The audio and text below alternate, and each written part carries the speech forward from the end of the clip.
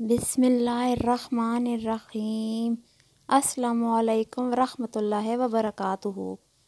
Islamic وظائف and دعائیں channel میں خوش آمدید۔ آج میں آپ کو ایک حدیث بتاؤں گی۔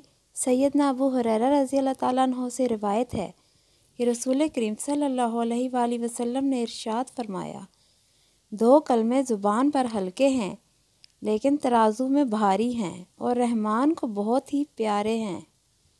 وہ دو کلمے یہ ہیں، سبحان اللہ و بحمدہ، سبحان اللہ العظیم، سبحان اللہ و بحمدہ، سبحان اللہ العظیم۔ اچھی بات آگے پھیلانا صدقہ جاریہ ہے۔ حدیث کو اپنے دوستوں سے ضرور شیئر کریں۔ شکریہ۔